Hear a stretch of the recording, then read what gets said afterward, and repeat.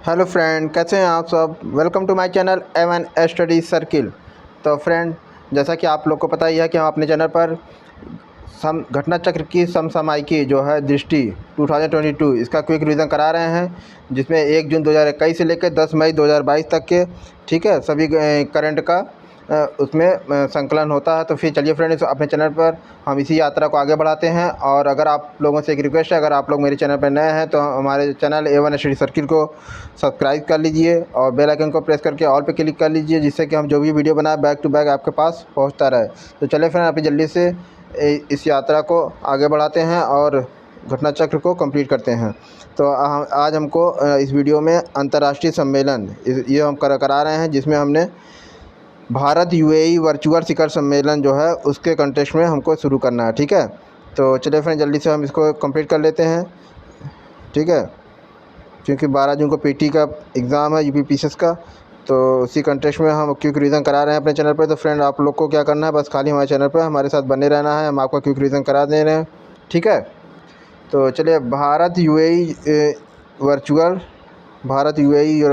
शिखर सम्मेलन। ठीक है, 18 फरवरी 2022 को भारत यूएई वर्चुअल शिखर सम्मेलन का आयोजन संपन्न हुआ। यह शिखर सम्मेलन प्रधानमंत्री मोदी और अबू धाबी के क्राउन प्रिंस शेख मोहम्मद बिन जायद अल नहयान के मध्य आयोजित हुआ। ठीक है, इस अवसर पर दोनों देशों द्वारा भारत एवं यूएई समग्र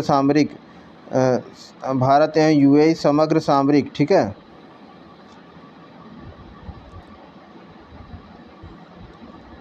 एक सेकेंड हाँ बात है समग्र सामरिक गठजोड़ में प्रगति, नए मोर्चे नए मील के पत्थर। ठीक है, इस पर बात हुई। ठीक है, इस शीर्षक से एक संयुक्त विज़न यानी वक्तव्य यानी जॉइंट विज़न स्टेटमेंट जारी किया गया। ठीक है, तो चलिए अब देखते हैं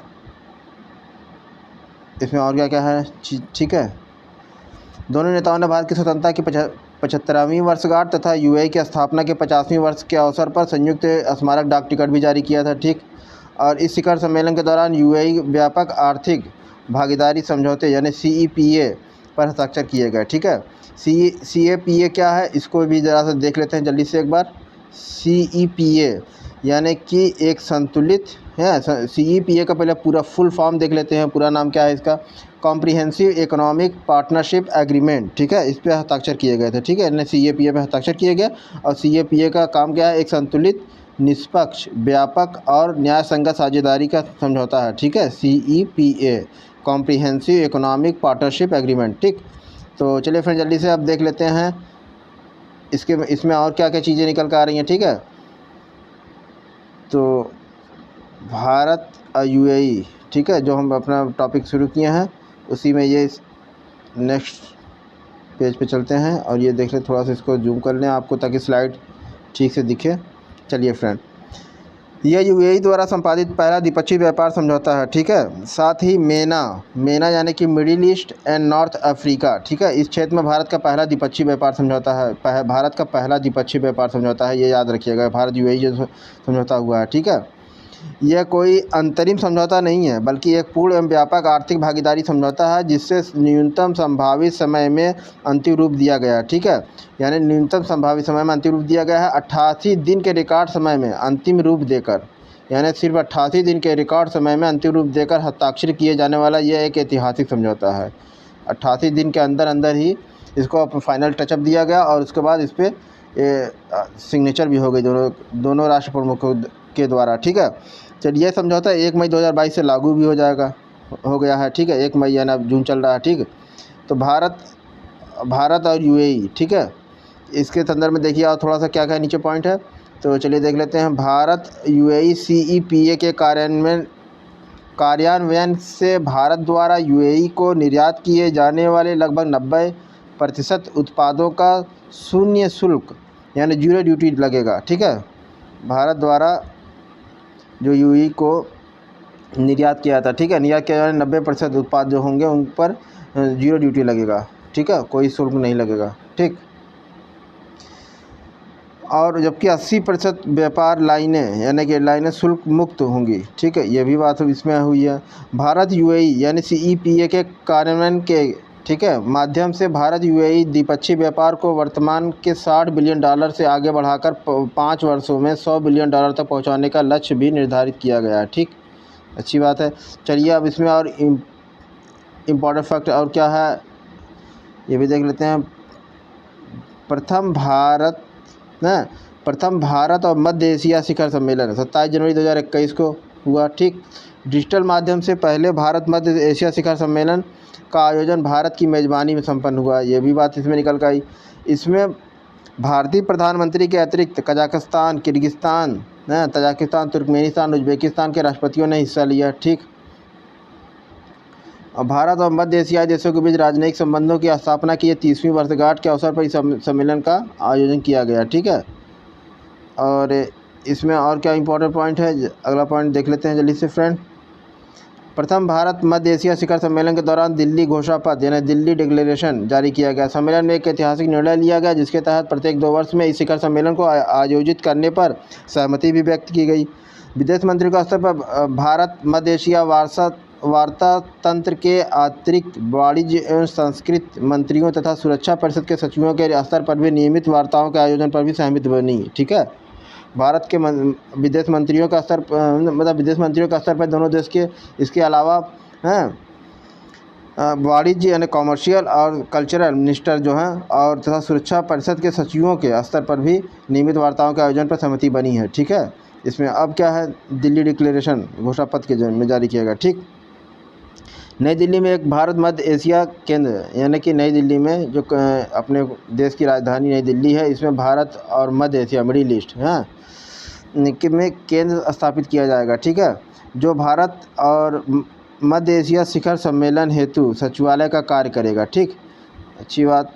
और इसमें और देख लेते हैं क्या है, अगला भारत मध्य एशिया शिखर सम्मेलन कहाँ होगा ये देख लीजिए, 2024 में होगा आयोजित। ठीक है, भारत और मध्य एशिया अगला, ये इम्पोर्टेंट है आप लोग के लिए, या यूँ कहिए वेरी इंपॉर्टेंट है। ठीक है, आप लोग इसको नोट डाउन कर लीजिए। अगला जो होता है ना वो पूछ लेता है, या पिछला कहाँ हुआ ये पूछ लेता है। ठीक है, तो ये 12 जून पीटी के कंटेस्ट में आप इसको इम्पोर्टेंट की लिस्ट में रखिएगा। ठीक है, और चलिए अगले स्लाइड पे चलते हैं। इस पेज की अगली स्लाइड ये देखिए, अगला टॉपिक हमारा बहुत अच्छा है, 21वां भारत रूस वार्षिक शिखर सम्मेलन। ठीक है, 6 दिसंबर 2021 को 21वां भारत रूस वार्षिक शिखर सम्मेलन का आयोजन किया गया। इस शिखर सम्मेलन का आयोजन नई दिल्ली भारत में किया गया। इस शिखर सम्मेलन का में जारी भारत रूस संयुक्त वक्तव्य यानी का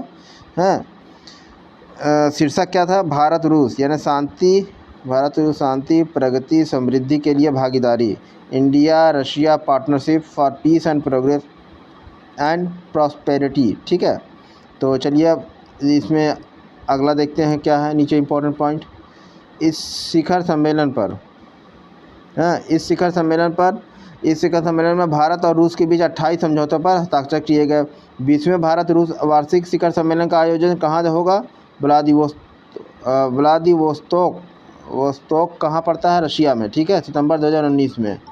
ठीक, तो ये बातें इसमें निकल कर आई। तो इस शिखर सम्मेलन में भारत और रूस के बीच 28 समझौतों पर हस्ताक्षर किए गए। ठीक है, और सॉरी थोड़ा सा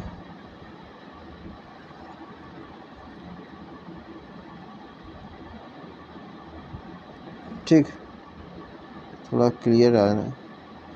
हाँ, चलिए फ्रेंड देखते हैं। इस शिखर सम्मेलन में भारत और रूस के बीच 28 समझौतों पर हस्ताक्षर किए गए। 20वें भारत रूस वार्षिक शिखर सम्मेलन का आयोजन कहाँ होगा, व्लादिवोस्तोक रूस में, सितंबर 2019 में किया गया था। ठीक है, 20वें जब भारत रूस वार्षिक शिखर सम्मेलन 2019 में हुआ था ठीक है, सितंबर में 2019 में हुआ था। कहाँ पे, रशिया में, व्लादिवोस्तोक एक जगह है वहाँ पर। ठीक है, 21वें की बात हो रही है। भारत रूस शिखर सम्मेलन कहाँ होगा, इसके बीच 2+2 मंत्री स्तरीय वार्ता का आयोजन किया गया। ठीक है, और 2+2 मंत्री स्तरीय वार्ता में दोनों देशों के रक्षा मंत्री और विदेश मंत्री शामिल हुए थे। ठीक है, और भारत रूस के अतिरिक्त अमेरिका जापान ऑस्ट्रेलिया के भारत के रशिया के अलावा भी।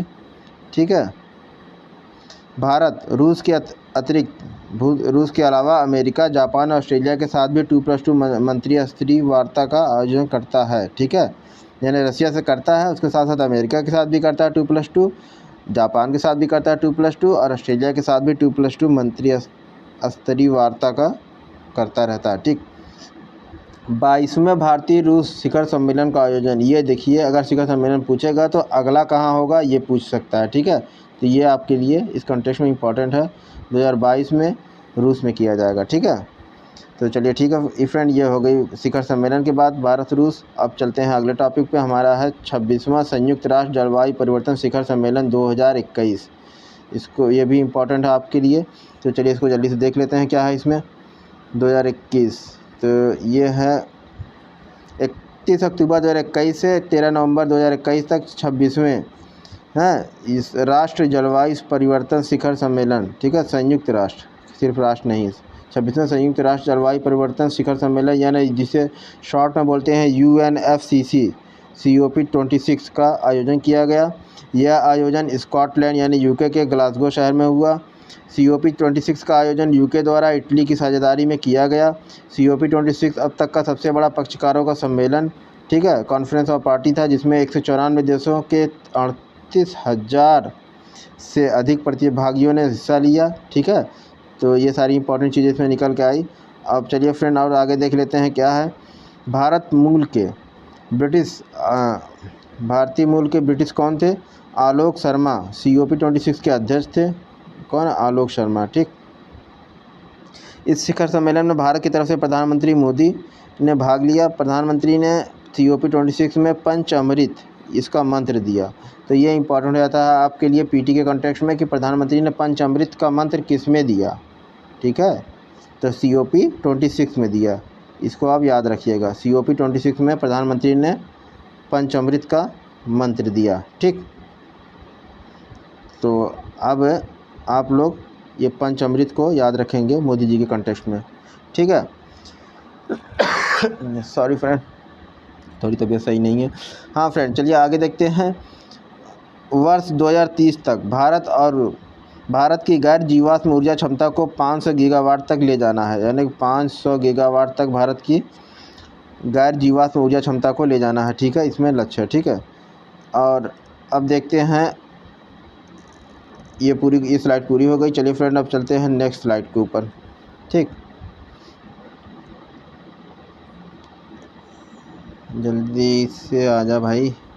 हाँ, वर्ष 2030 तक, इसमें कह रहा है कि वर्ष 2030 तक हैं, वर्ष 2030 तक भारत की 50% ऊर्जा की आवश्यकताओं को अक्षय ऊर्जा के माध्यम से पूरा किया जाएगा। यानी इसका लक्ष्य है कि 2030 तक भारत की 50% ऊर्जा की आवश्यकताओं को अक्षय ऊर्जा के माध्यम से पूरा किया जाएगा।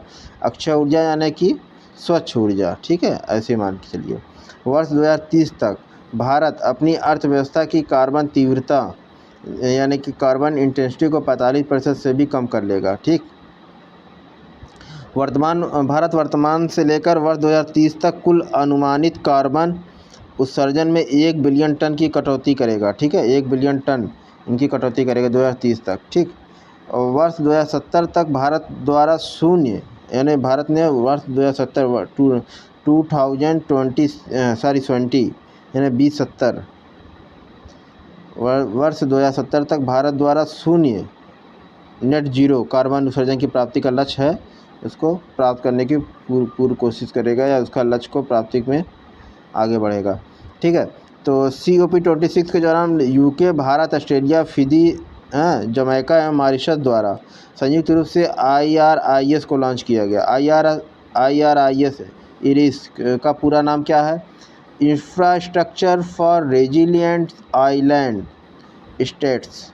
Infrastructure for resilient island state. ठीक है, ये छोटे द्वीपीय विकासशील देशों सिड्स जिसे कहते हैं SIDS, small island developing states हेतु समर्पित पहल है। CDRIA क्या है?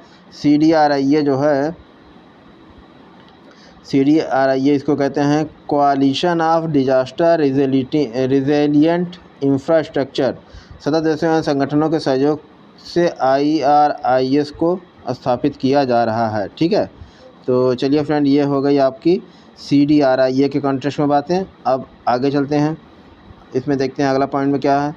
इस पहल का उद्देश्य क्या है? इस पहल का उद्देश्य है गुणात्मक युक्त तकनीक एवं वित्तीय सेवाएं प्रदान करने के माध्यम से जलवायु परिवर्तन एवं प्राकृतिक आपदाओं के प्रति सिड्स की और संरचना या स्ट्रक्चर को लचीला बनाना। ठीक है, COP26 के दौरान, ठीक है, COP26 के दौरान 2 नवंबर 2021 को भारत और यूके द्वारा संयुक्त रूप से GGI ओसोवॉग यानी कि ग्रीन ग्रिड्स इनिशिएटिव 1 सन 1 वर्ल्ड ग्रिड, ठीक है, ओसोवॉग का फुल फॉर्म ये है, पहल को लॉन्च किया गया COP26 के दौरान। ठीक है, 2 नवंबर 2021 में भारत और यूके के द्वारा, ये आपके लिए इम्पोर्टेंट है। COP26 के दौरान ये आपके लिए इम्पोर्टेंट है। तो चलिए फ्रेंड, इसमें और देख लेते हैं इसका उद्देश्य क्या है। इसका उद्देश्य है वैश्विक ग्रिडों के मध्य अंतर संबंधता में सुधार कर हरित ऊर्जा की ओर संक्रमण यानी ट्रांजिशन, ठीक है, हरित ऊर्जा की ओर संक्रमण में तेज़ी लाना, ट्रांजिशन में तेज़ी लाना, ठीक, इसका उद्देश्य है। अब COP26 के बारे में और इसमें क्या चीज़ें दी गई हैं, जल्दी से उसको भी देख लेते हैं एक बार। 2 नवंबर 2021 को अमेरिका, यूरोपीय संघ तथा अन्य भागीदारों द्वारा ग्लोबल मीथेन प्लेज को लॉन्च किया गया। 2 नवंबर 2021 को अमेरिका, यूरोपीय संघ और उनके अन्य पार्टिसिपेंट जो भी कंट्री थे उनके द्वारा, ठीक है, ग्लोबल मीथेन प्लेज को लॉन्च किया गया। इस पहल का उद्देश्य क्या है, वैश्विक मीथेन उत्सर्जनों में कटौती करना, ठीक है, वैश्विक मीथेन उत्सर्जन में कटौती करना, इसकी ये पहल है। और इसमें अगला पॉइंट क्या है इंपॉर्टेंट, देख लेते हैं जल्दी से। अगले पॉइंट में है, इस पहल में शामिल होने वाले देश जो हैं 2020 के स्तरों की तुलना में वर्ष 2030 तक वैश्विक मीथेन उत्सर्जनों में न्यूनतम 30% की कटौती के सामूहिक लक्ष्य हेतु प्रतिबद्ध हैं, ठीक है, लक्ष्य हेतु प्रतिबद्ध हैं। और भारत, चीन, रूस इसमें शामिल नहीं है। भारत, चीन, रूस जो है इसमें शामिल नहीं है। भारत, चीन और रूस, ठीक, इसमें शामिल देश नहीं है, ठीक। तो और आगे देख लेते हैं इसमें और क्या क्या है। COP26 के दौरान एडॉप्टेशन रिसर्च एलायंस यानी ARA को भी लॉन्च किया गया। यह एक ऐसे हितधारकों का समूह है जो जलवायु परिवर्तन के विध्वंसक प्रभावों से सुवेद समुदायों की रक्षा हेतु समर्पित है, ठीक है, वल्नरेबल कम्युनिटीज़ की रक्षा हेतु समर्पित है। चलिए फ्रेंड, इसी पेज की अगली स्लाइड कॉलम पे चलते हैं और स्लाइड देखते हैं इसमें क्या है इम्पोर्टेंट। ये है आपका COP26, ठीक है, तो ये देख लीजिए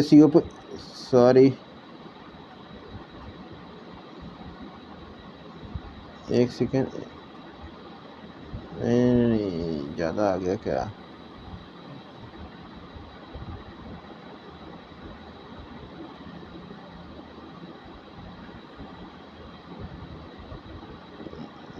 ये हो गया आपका यहाँ तक, ठीक है।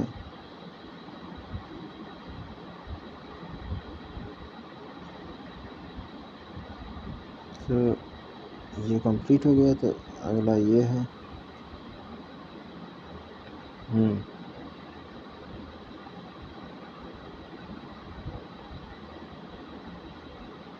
चलिए इसी स्लाइड को देखना था हमें। चलिए फ्रेंड जल्दी से, अब सॉरी फॉर डैट, आपको टाइम की कमी है और टाइम इसमें लग गया, इसके लिए क्षमा चाहते हैं। तो चलिए फ्रेंड देख लेते हैं जल्दी से इसको। COP26 के समापन में ग्लासगो क्लाइमेट पैक्ट जो है नामक जलवायु संधि पर सहमति बनी, ठीक है। अब G20 शिखर सम्मेलन 2021 क्या है, इसके बारे में देख लेते हैं। G20 शिखर सम्मेलन, ठीक है, यानी ग्रुप 20 जिसे हम शॉर्ट में बोलते हैं G20, G21, G20, ठीक है, तो ये वही है G20 शिखर सम्मेलन 2021। ये क्या है, जल्दी से इसको देख लेते हैं। 30 से 31 अक्टूबर 2021 को इटली की राजधानी रोम में G20 के 16वें शिखर सम्मेलन का आयोजन किया गया। इस सम्मेलन में G20 सदस्य देशों में कौन कौन थे, यूरोपीय संघ, आमंत्रित अन्य संगठनों के राष्ट्राध्यक्ष और सरकार ने भाग लिया।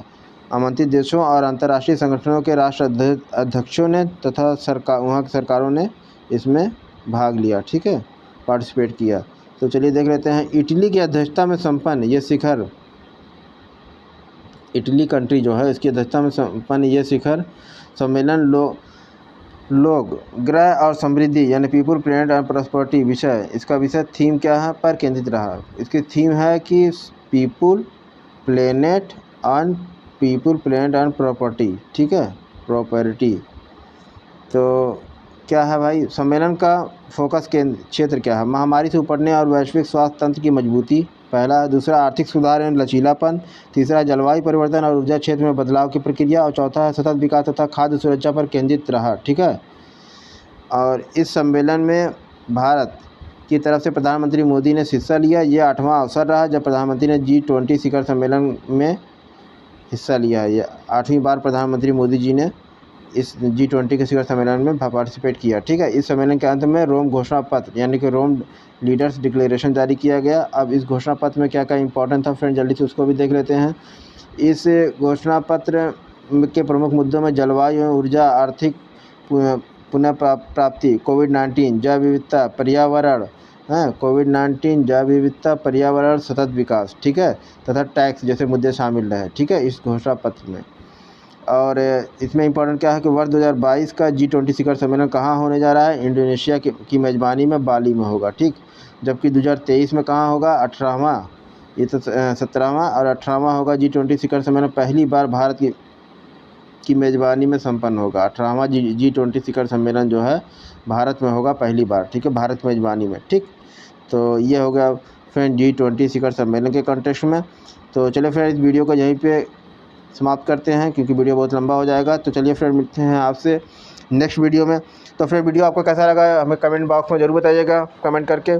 तो फ्रेंड, अगर आप हमारे चैनल A1 स्टडी सर्किल को अभी सब्सक्राइब नहीं किए हैं तो इसको सब्सक्राइब कर लीजिएगा और बेल आइकन को प्रेस करके ऑल पे क्लिक कर लीजिएगा, क्योंकि जैसे ही हम कोई वीडियो नया बनाए तो आपके पास बैक टू बैक वो पहुँच जाए। तो फ्रेंड, मिलते हैं आपसे नए वीडियो में। बाय बाय, टेक केयर, जय हिंद, जय भारत।